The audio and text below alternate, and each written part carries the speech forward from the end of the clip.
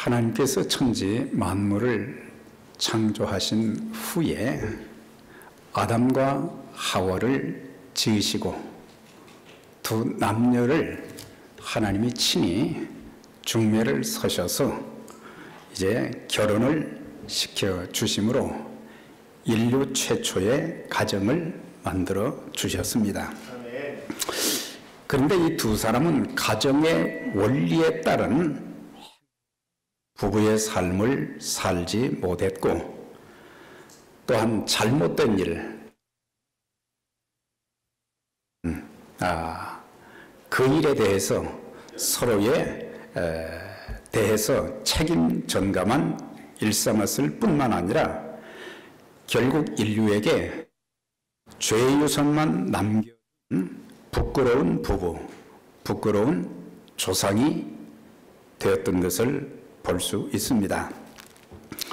오늘날에도 하나님께서 맺어주신 부부들이 참 많은데, 어떤 부부들은 아름다운 가정을 이루어서 행복한 삶을 살 뿐만 아니라 자녀들에게 믿음의 유산도 심어주고 또 하나님의 축복도 물려주며, 또한 부부가 성실하게 주의 일을 위해서 귀하게 쓰임받는 부부가 있는 반면, 어떤 부부들은 그렇지 못하고 긴 세월을 서로에게 상처만 주고 미움과 저주, 고통과 아픔을 남겨주며 결국 이혼으로 불행에게 보내는 그런 부부들이 생각외로 많다고 하는 것입니다.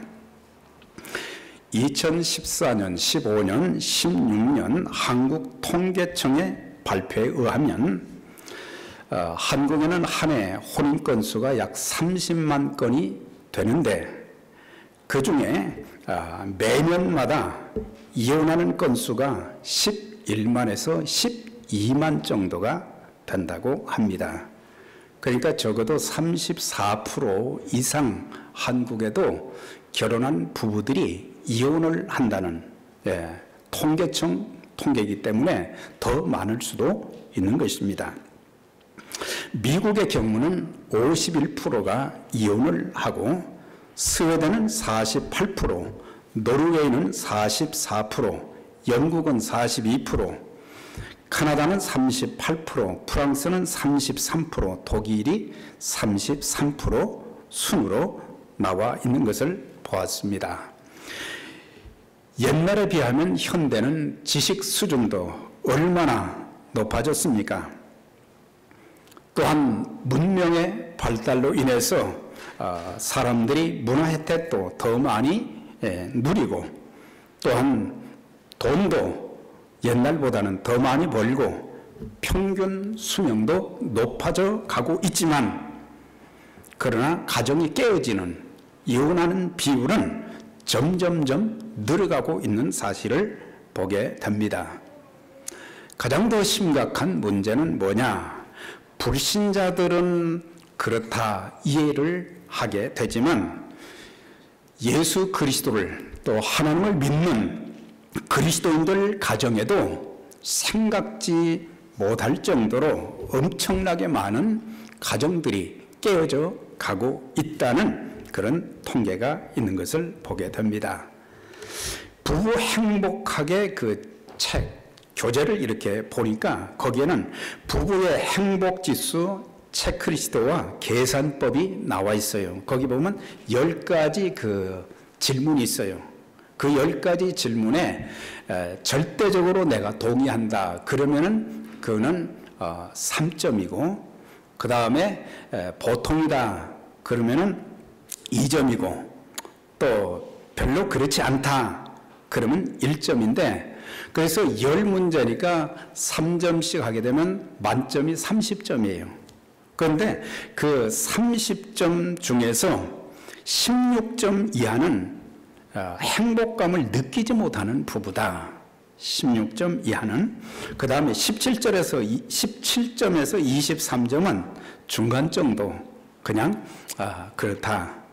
24점 이상은 행복감을 느끼는 부부다. 그렇게 이제 통계를 냈어요. 주말이면 배우자와 함께 지낼 생각에 즐겁다. 생일이나 기념일을 꼭 챙긴다. 서로 칭찬하는 말이나 행동을 자주 한다. 배우자가 화를 낼 때는 그만큼 정당한 이유가 있다고 생각한다. 양가 부모님들에게 안부 전화를 자주 드린다. 부모님 앞에서 배우자의 편을 들 수 있다. 배우자와 자연스럽게 집안일을 나누어서 한다. 배우자가 아프거나 고민이 있으면 그 어떤 것보다 먼저 돕는다. 기회가 있을 때마다 포옹을 한다. 의사소통이 잘 된다. 자, 이 10가지를 통해서 이 사람들의 그 행복 지수를 이제 말했는데, 아마 이 10가지 질문을 이렇게 들으면서 우리 부부는 몇 점 정도 될 건가? 거기에 하위가 되는지 아니면 상위가 되는지, 행복감을 느끼지 못하고 그냥 사니까 산다, 그런 부부인지, 아니면은 우리 부부는 정말 행복하게 삽니다. 가진 것은 물질은 부족하지만 힘들게 살지만 우리 부부는 정말 예수 안에서 행복하게 삽니다. 그런 가정이 얼마나 될지 스스로 한번 점수를 매겨볼 필요가 있습니다. 사도 바울을 통해서 주님께서는 결혼에 대해서 말씀을 하시기를, 사람이 그 부모를 떠나 그 아내와 합하여 그 둘이 한 몸이 될지니라 하셨어요. 여기서 합하여 한 몸이 된다는 것은 성적인 결합을 의미하기도 하지만 이 단어의 핵심 의미는 뭐냐? 두 장의 종이를 풀로 꼭 붙이다, 그런 뜻을 가지고 있어요. 그러니까 부부는 한 번 합해졌으면, 결혼을 통해서 가정을 이루었으면 죽는 날까지 헤어지지 말고 평생을, 죽음이 두 사람을 갈라놓을 때까지 함께 해야 된다는 그런 뜻입니다. 그래서 두 장의 종이를 딱 붙여 놨을 때, 풀로 붙여 놨을 때 이것을 억지로 떼려고 하면은 종이가 잘 안 떨어지고 찢어지거든요. 네. 그래서 이혼을 하는 것은 서로에게 찢어지는 고통과 아픔만 더해 준다. 제가 아침에 사무실에 와서 이 집에서 이거 붙였어야 되는데 교회 사무실에 와서 좀 한번 붙여봤어요. 제가 한번 뜯어보겠습니다. 네, 어떻게 되는지를. 네. 이게 풀을 너무 많이 붙였네. 이렇게 되는 거예요. 네. 여기 보니까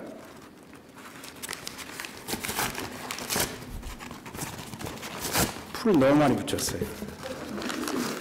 어쨌든 이 종이가 말이죠, 다 찢어져 버리는 거예요. 그러니까는 이혼을 하게 될 경우에 서로 이렇게 헤어지게 되면은 어떻게 되느냐? 서로에게 엄청난 아픔만 가져다 주고, 또한 자녀들에게도 자녀들이 삐뚤어지는 이유, 잘못되는 이유 중에 가장 많은 비중을 차지하는 것이 부모가 늘 이제 가정에서 싸우고, 또한 욕하고 상처를 주고 또 폭력을 휘두르고, 그렇게 하다가 나중에 헤어져서 이제 부모가 정상적인 부모 밑에서 자라지 못한 그런 아이들은 잘못되기가 참 쉽다고 하는 것입니다. 하나님이 짝지어 주셨기 때문에 하나님께서 결혼 주례를 하셨고, 하나님 앞에서 우리는 서약을 했어요. 그대는 즐거울 때나 괴로울 때나 건강할 때나 병들 때나 가난하거나 부하거나 어떤 경우에도 아내를 버리지 않고 이 사람만 사랑하며 평생을 같이 하겠습니까? 이 서약에 노 한 사람은 한 사람도 없어요. 그렇게 약속을 하고 하나님 앞에서의 책임감, 사람들 앞에서의 그런 책임감을 가지고 나는 이렇게 살겠습니다. 그런 약속을 했는데 살다 보면 어려운 일이 닥치게 되면 또 사랑이 식어지게 되면 남보다 못한 그런 관계가 될 때가 참 많이 있어요. 그래서 주님께서도 이제는 둘이 아니요 한 몸이니 그러므로 하나님이 짝지어 주신 것을 사람이 나누지 못할지니라. 사람이 임으로 나누면 안 된다 이거예요.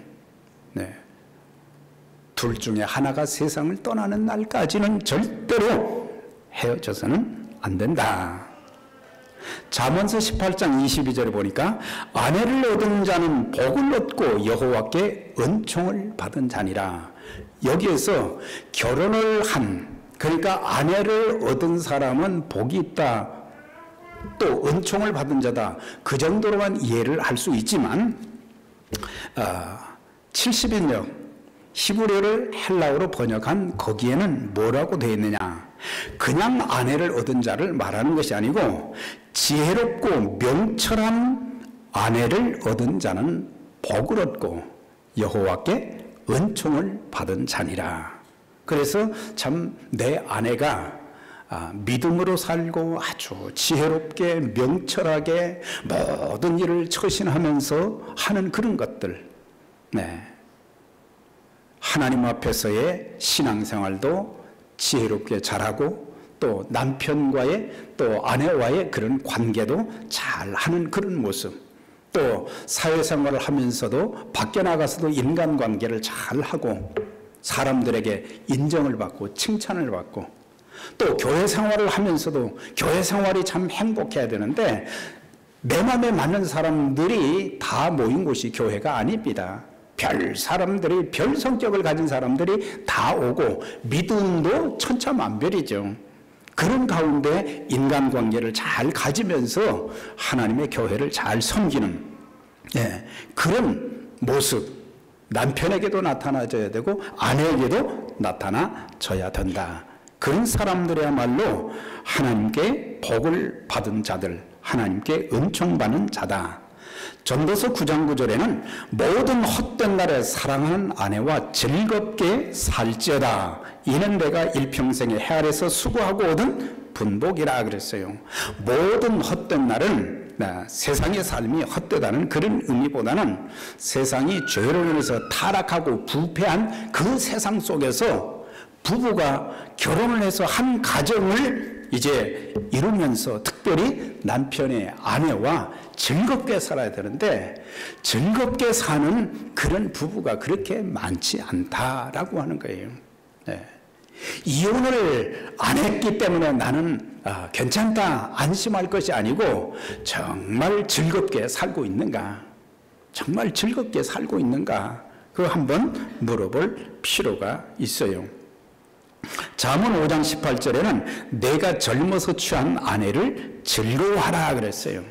그러니까 젊어서 결혼한 아내와 더불어 평생을 살면서 즐겁게 즐거워하라. 아내를 주신 것 때문에 늘 감사하고 즐거워해라. 이 말씀은 다시 말하면 하나님께서 남자와 여자를 이제 중매시켜서 결혼을 했을 때는 가장 적합한 사람을 나에게 주었다. 가장 적합한 사람. 네. 우리는 눈에 보이는 것들을 가지고 뭐 이렇게 비교를 할 때가 참 많고 또 다른 집의 남편, 다른 집의 아내와 이렇게 비교하고 그러는데 우리가 조금 알아야 될 것은 다른 집의 남편, 아내를 말할 것이 아니고 하나님께서 나에게 가장 적절한 배필을 주셨다. 그렇게 우리가 받아들여야 되는 거예요. 네. 그러면서 즐겁게 살아야 된다. 지금 우리의 가정, 우리 부부의 모습을 우리가 조명해 보면서 정말 이제부터라도 하나님 보시기에도 참 저 부부는 아름답다. 사람들이 볼 때도 저 부부는 참 행복하게 즐겁게 기쁘게 살고 있구나. 그런 것들이 보여질 수 있을 때에 그리스도의 향기가 풍겨지게 되고 그 다음에 또 다른 사람들에게 전도가 되어지고, 그러니까 그리스도인들은 적어도 하나님 앞에서나 사람들 앞에서 책임감이 있는 그리스도인의 모습을 보이면서 살아가야 될 것이라고 하는 것입니다. 그래서 우리가 이 성경에 보면은 이 남편들에게 주시는 말씀이 있고 아내들에게 주시는 말씀이 있는데, 에베소 5장에서는 크게 이제 그 두 가지로 사랑과 순종에 대한 것을 주셨지만, 또 골로새서라든지 베드로전서나 여러 곳에 보게 되면은 또 다른 내용으로 남편은 아내를 어떻게 대해야 되는가, 아내는 남편을 어떻게 대해야 되는가, 그런 것들을 이 종합적으로 이제 정리해서 말씀을 드릴 것인데, 남편들에게는 아내를 사랑하라 그랬어요. 아내 사랑하기를 그리스도께서 교회를 사랑하시고 그 교회를 위하여 자신을 주심같이 하라. 이와 같이 남편들도 자기 아내 사랑하기를 자기 자신과 같이 할지니 자기 아내를 사랑하는 자는 자기를 사랑하는 것이라. 그러나 너희도 각각 자기 아내 사랑하기를 자신과 같이 하고 그랬어요. 그래서 행복한 부부, 행복한 가정은 첫째로 남편에게 달려있다. 아내에게도 달려있어요. 예. 이 남편 얘기하니까 아이고, 우리 남편이 그렇지 못하다 그러지 말고 이제 아내 편도 남아있으니까. 자, 이태리 속담에 아내가 없는 자는 잎과 가지가 없는 나무와 같다. 나무가 가지도 좀 뻗쳐져야 되고 이파리도 좀 무성하고 열매도 맺혀야 되고, 그것이 행복한 가정의 그런 모습인데, 아내가 없다는 것은 그만큼 삭막하다라고 하는 거죠. 이것은 아내의 존재가 얼마나 소중한가를 깨우쳐주는 말입니다. 이 세상을 살 때 남편들의 아내의 도움을 받지 않고 인생을 행복하게 살 수 없고 성공할 수 없는 거예요. 성공한 사람들의 뒤에는 꼭 거기에 아내가 있다고 하는 거예요. 아내가 없이 될 수가 없어요. 그래서 아내를 소중하게 여겨야 된다. 그런데 소중하게 여기는 것 중에 가장 더 소중하게 여기는 것을 사랑이라는 단어로 표현을 했습니다. 자기 아내를 사랑하라, 그 4번이나 나왔어요. 그런데 아내에게, 남편에게 순복하라, 그건 2번밖에 안 나왔어요. 그러니까 남편들의 책임, 역할이 그만큼 크다는 것을 가르쳐 주고 있어요. 남편들아, 아내를 사랑하라. 내 아내를 정말 사랑하고 있는가? 여기서 이제 사랑에 대해서 말씀하시기를 그리스도께서 교회를 사랑하시고 그 교회를 위해서 자신을 주심같이 하라, 그런 말씀이 있잖아요. 이건 뭐예요? 이거는 희생적인 사랑을 말하는 거예요. 에로스적인 이성적인 사랑을 말하는 게 아니에요. 스톨게 부모 자녀 간의 사랑을 말하는 것이 아니고, 이것은 아카페적인 사랑, 희생적인, 예수님께서 우리 죄를 대신해서 십자가에 고난받으시고 죽으시고 물과 피를 흘리시고 생명까지 주신 그 사랑, 그 사랑으로 사랑하고 아끼라고 하는 것입니다. 자, 그러면 구체적으로 어떻게 우리가 이 아내들을 사랑해야 되는가? 3가지가 있는데, 여기 보면은 아내의 허물을 덮어주고 약점을 보충하며 도와주라는 것입니다. 남편들아, 아내 사랑하기를 그리스도께서 교회를 사랑하시고 그 교회를 위해서 자신을 주심같이 하라 그랬어요. 교회에 대한 것을 말씀했어요. 아내를 사랑하는 그것을 말씀하시면서 교회에 대한 것을 말씀했어요.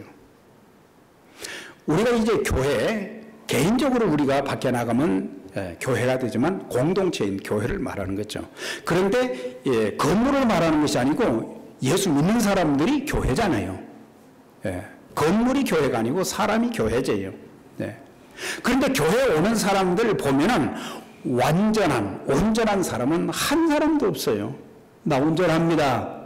나 완전합니다. 완전한 교인입니다. 예, 완전한 집사입니다. 완전한 목사입니다. 그렇게 할 사람이 누가 있어요? 그러니까 교회와 더불어 이렇게 비교를 하신 것은 바로 교회가 참 부조리한 부분, 불합리한 부분, 문제도 많고 그렇지만 주님께서는 그 교회를 위해서 생명을 바치셨거든요. 잘했기 때문에 희생하는 것이 아니라 못해도 부족해도 서로 미워하고 싸워도 그래도 주님은 교회를 사랑하시고 자기 몸을 드렸다라고 하는 거예요. 요한계시록 2장과 3장에 보면 7교회, 소아시아의 7교회에 대해서 이렇게 쭉 말씀을 하셨거든요. 그런데 그 7교회를 이렇게 나누다 보면은 2교회는 칭찬을 받았고 3교회는 칭찬도 받고 책망도 받았어요. 나머지 2교회는 칭찬은 없고 책망만 받았어요. 그러니까 소아시아의 7교회는 7교회만 말하는 것이 아니고 지상에 있는 모든 교회의 대표를 말하는 거거든요. 그러니까 지상에 있는 모든 교회는 칭찬받지 못하는 책망받을 교회가 많고 책망받을 성도들이 너무 많다. 부족한 것이 많고 그럼에도 불구하고 흠과 티와 실수가 많지만은 주님은 그 교회를 사랑하시고 허물을 덮어주시고 도와주신다는 거죠. 그래서 하나님께서 교회를 감싸주시는 그 사랑으로 자신을 희생하셨지 않아요. 마찬가지로 남편들은 아내를 볼 때에도 완전한 것을 아내에게서 찾을 수가 없어요. 남편은 뭐 완전한 것이 있습니까? 아내보다 남편이 더 흠이 많아요. 더 잘못한 것이 많아요. 그러니까 나를 잘 보면은 내가 더 부족하구나. 그러면서 아내의 약점이나 부족한 부분을 이제 내가 채워주고 그렇게 함으로 끊임없이 사랑하는 가운데 이제 아름다운 부부, 행복한 가정을 이루어갈 수 있는 것입니다. 그래서 신혼 초에는 결혼해서 모든 것이 다 행복한 것 같지만은 살다 보면은 허물이 다 드러나는 거예요. 그러잖아요. 처음에 이렇게 그리스도 안에서 우리가 처음 만났을 때는 다 괜찮은 사람들인 줄 알았어요. 목사도 마찬가지죠. 참. 그런데 세월이 지나면서 보면은 허물, 실수, 부족한 것이 하나씩 다 드러나잖아요. 그럼에도 불구하고 우리는 서로 감싸주는 그런 사랑, 나 자신을 죽이고 상대방을 높이고 세워주는 그런 모습. 그래서 남편은 아내의 약점과 실수를 덮어주어야 된다. 베드로전서 4장 8절에 보면 무엇보다도 뜨겁게 서로 사랑할지니 사랑은 허다한 죄를 덮느니라. 물론 이것은 말세를 살아가는 그리스도인들에게 이제 명령하신 것이지만 특별히 여기에서 보면은 무엇보다도 뜨겁게 서로 사랑할지니, 그러니까 그 어떤 무엇보다도 중요한 것이 사랑이라는 것을 강조해 주고 있어요. 그 어떤 것보다 물질이 아니고 지식이 아니고 권세가 아니고 내가 사랑하는 것. 사랑은 허다한 죄를 덮는다 그랬어요. 여기서 허다한 죄를 덮는다는 것은 무조건 모든 죄를 다 용서한다는 그런 의미가 아니고 그 사람이 잘못을 고백할 때는 언제든지 그리스도께서 우리 죄를 용서하신 것처럼 용서해야 된다. 그래서 사랑하기 때문에 용서하는 거예요. 난 절대로 용서할 수 없다. 그거는 그리스도의 사랑이 지배하는 것은 아닙니다. 남편이나 아내 중 부족한 점이 없는 자가 누가 있습니까? 남편의 부족한 부분을 아내가 채워주고 아내의 부족한 부분을 남편이 채워줄 때 온전한 부부, 행복한 부부가 될 수 있는 거예요. 요한일서 4장에도 보면 사랑하는 자들아 하나님이 이같이 우리를 사랑하셨은즉 우리도 서로 사랑하자 그랬어요. 예. 부부끼리도 사랑하고 부모 자녀 간에도 사랑으로 소통이 되어져야 되고, 네. 그 다음에 교회 안에서도 서로 사랑하는 것은 그 사람을 있는 그대로 받아들이고 그의 부족한 부분을 위해서 기도해주고, 또한 사랑 있는 사람들이 또 그 부족한 부분을 이제 채워주고, 그것이 필요하다.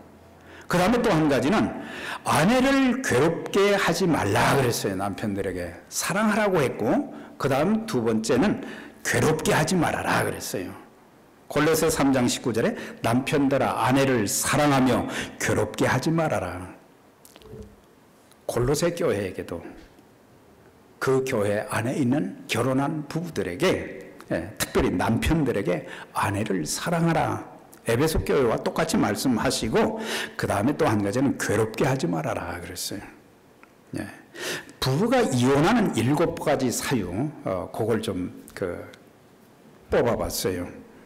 그랬더니 성격 차이가 한 40%가 넘더라고요. 통계에 보면. 성격, 경제적인 문제, 배우자의 부정, 양가의 불화, 사돈들끼리의 불화, 그 다음에 정신 육체적인 학대, 또 권태기, 오랜 투병으로 인한 건강 문제, 이 모든 것들 참 극복하기가 쉽지는 않은 거예요. 무엇으로 극복할 수 있느냐? 바로 사랑으로 극복할 수 있는 것이다. 사랑으로 우리가 극복해 나가야 된다는 것입니다. 경제적인 문제가 우리의 삶 속에 얼마나 많이 힘듭니까?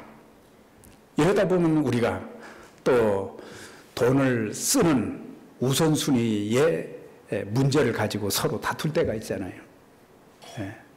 돈 쓰는 문제. 또 밖에 나가서 사람을 만나는 문제라든지 여러 가지 문제가 있죠. 그래서 괴롭게 하지 말라. 괴롭게 하지 말라. 이것은 독한 말로 상대방의 마음에 상처를 입히는 것을 말하는데, 여성들은 남성들보다 정서적으로 더 감성적이기 때문에 말 한마디가 굉장히 중요하다는 사실이에요. 여성들만 그렇습니까? 남자들도 마찬가지죠. 말 한마디 그거 가지고 이게 평생 상처가 되는 거예요. 그래서 우리가 아무리 화가 나도 내가 하고 싶은 말을 다 하면 안 돼요. 나는 말하고 나면 끝입니다. 잊어버립니다. 그거는 잘못된 거예요. 잊어버릴 수가 없는 거예요. 그 사람이 받은 그 상처가 너무 큰 거예요. 그렇기 때문에 아내의 적절하지 못한 언행과 삶의 태도를 꼬투리 잡기 시작하면 끝이 없고, 단점, 부족한 점들을 위해서 기도해주고 지혜롭게 접근하여 기분이 상하지 않도록 고쳐주는 그런 지혜가 남편들 뿐만 아니라 모든 그리스도인들에게 있어야 된다는 것입니다.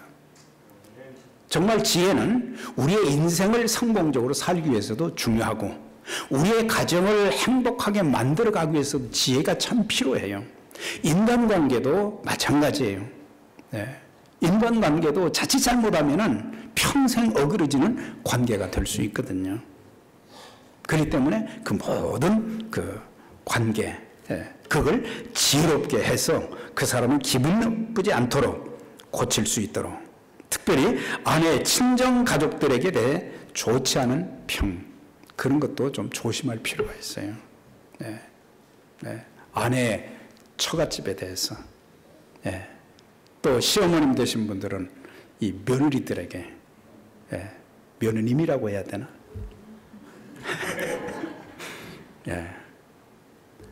함부로 말하면 안 되는 거예요. 와서 고생하는 것만 생각해도 얼마나 감사해요. 너무너무 고맙잖아요. 그렇게 희생하고 힘들어하는데 뭐가 그렇게 못마땅해서 막 함부로 말하면 그 안 되는 거죠. 그 다음에 생명의 은혜를 유업으로 받을 자로 하라, 귀히 여기라 그랬어요. 귀하게 여기라 그랬어요. 베드로전서 3장 7절에요. 남편 된 자들아 이와 같이 지식을 따라 너희 아내와 동거하고 저는 더 연약한 그릇이요 또 생명의 은혜를 유업으로 받을 자로 알아 귀히 여기라. 여기서 지식을 따라 동거한다는 것은 뭘 가르치냐? 네. 결혼 생활 전체를 동거한다는 말로 표현을 했고 남편은 아내에 대해서 잘 알아야 된다는 것입니다. 네. 1년, 2년 됐을 때는 결혼 초기에는 잘 모를 수도 있지만은 이제 오래 살면서 이제 서로 눈짓 얼굴만 봐도 알 수 있어야 된다는 거예요. 지금 무슨 말을 하고 싶은가? 무엇 때문에 지금 고민하고 있는가? 무엇 때문에 스트럭을 하고 있는가? 이런 것들을 좀 알고 무엇이 소원인가? 남편에 대해서 어떤 소원을 가지고 있는지 이런 것들을 좀 알아야 된다. 지식이 있어야 된다는 거예요. 단순한 성경 구절을 많이 아는 거 그것이 아니고 아내의 마음과 생각을 아는 게 필요하다는 거예요. 그리고 적절하게 이렇게 대줄 수 있어야 된다. 아내의 현재의 고민, 건강 상태, 몸이 아픈데도 어떤 때는 그걸 병원에 또 갈 수도 없으니까 말도 하지 못하고 참 꿍꿍거리면서 힘들어할 때도 있잖아요. 네. 어디가 지금 아픈가? 혈색이 안 좋으면, 얼굴색이 안 좋으면, 힘이 빠진 것 같으면 그런 것도 이제 관심을 좀 두고 그러면서 연약한 그릇이요 그랬어요. 연약한 그릇이다. 아내를 표현할 때 연약한 그릇이라 그랬어요. 사실 남자나 여자나 전부 흙으로 만들어서 깨어지기는 쉽지만 특별히 여인들은 남자보다도 몸이 약하잖아요. 그러니까 쉽게 상할 수 있다는 거죠. 그렇다고 해서 영적으로나 또 정신적, 도덕적인 면에서는 여인들이 연약하지 않죠. 남자보다 훨씬 끈기도 있고. 그런데 육체적으로 참 약하다. 그런 의미입니다. 그래서 연약한 그릇이라고 하는 건 연약한 그릇은 말이죠. 쉽게 잘 깨어진다는 거예요. 쉽게 상처를 많이 받을 수 있고 그래서 여인들이 결혼하고 남편들이 잘못하면 참 눈물을 많이 흘린다는 거죠. 우리가 주님을 위해서 복음을 위해서 하나님 나라를 위해서 흘리는 눈물의 기도, 눈물은 많이 회개 눈물, 다윗처럼 흘려야 되지만 우리가 배우자 서로에 대해서 가슴 아프게 하고 눈물 빼는 그런 일은 하지 말아라 라고 하는 것입니다. 귀히 여기는데 특별히 생명의 은혜를 유업으로 받을 자로 알아 귀히 여기라 그랬어요. 내 아내는 하나님이 나와 더불어 짝지어 주셨기 때문에 평생 살아야 되지만 두 사람이 믿음 생활을 하기 때문에 생명의 은혜를 유업으로 받을 자이기 때문에 귀히 여기라 그랬. 남편은 아내를 존중하라는 것입니다. 아내를 존중하라. 아내도 남편을 존중하라는 그런 말이 나오고 있는데 우리가 존중하는 것이 참 중요하다. 그 사람의 인격도 존중하고 그 사람이 하는 말도 존중히 여기고 이것은 뭐 부부간에 그것만 적용되는 게 아니죠. 우리가 교회 생활하면서 상대방을 존중히 여기는 자세를 가져야 돼요. 상대방을 존중히 여길 줄 알아야 돼요. 나보다 좀 못하다, 나보다 나이가 적다 무시하고 말이죠. 이 깔보고 그래서는 안 되는 거예요. 우리는 아주 어린 사람들, 젊은 사람들이라도 존중을 할 줄 아는 그런 풍토를 가져야 된다는 거예요. 사람들이 존중할 줄 몰라요. 하나님도 마찬가지죠. 하나님도 존중히 여겨야 된다. 나를 존중히 여기는 자를 내가 존중히 여기고 나를 멸시하는 자를 내가 멸시한다. 그렇게 말씀하셨어요. 사무엘상에서. 우리가 존중히 여기는 게 공경하는 것이고 높이는 것이거든요. 하늘 기업을 받을 공동 상속인이기 때문에 우리는 귀하게 여기라 그랬어요. 세상에 귀하게 여길 것이 참 많지만 특별히 남편들은 아내를 귀하게 여기라 그랬어요. 예. 자식은 여호와의 주신 기업이요 또 상급이라 그랬는데 자식만 그런 게 아니에요. 하나님이 내게 주신 아내도 또 남편도 기업이고 상급이거든요. 존중히 여기고 귀하게 여길 줄 아는 그런 사람이야말로 나도 귀하게 다른 사람이 여길 수 있다는 사실이에요. 예. 우리가 이제 결혼을 하게 되면은 이런 링을 다 끼게 됩니다. 뭐 약혼할 때 제가 이렇게 반지를 좀 낀 적이 있었고 또 결혼하니까 또 끼었어요. 네. 근데 그 약혼 반지, 결혼 반지에 더불어 이 약혼 반지를 영어로 엔게이지먼트 링이라고 그러잖아요. 결혼 반지는 웨딩 링이라고 그럽니다. 그런데 또 하나의 반지가 있어요. 서퍼링. RING로 끝나잖아요. 그러니까 부부는 살면서 고통도 같이 겪어야 된다. 그것이 결혼 생활이라는 거예요. 우리가 좋은 일만 있는 게 아니잖아요. 힘들고 어려운 일, 육체적으로, 정신적으로, 환경적으로, 물질적으로 많은 어려움들이 있는데 고난도 같이 할 수 있어야 된다는 말이죠. 서퍼링. 그 서퍼링, 이 링을 빼지 말아라 이거예요. 우리 모두 이제 부부끼리, 부모 자녀끼리, 성도들끼리 참 그리스도께서 우리를 사랑하신 것처럼 그렇게 사랑하면서 행복한 부부 가정을 이루어가고 또 아름다운 교회, 행복한 교회의 모습을 이제 세워가면서 그리스도의 복음을 증거하는 일에 귀하게 쓰임받는 우리 모두가 되시기를 주의 이름으로 축원합니다.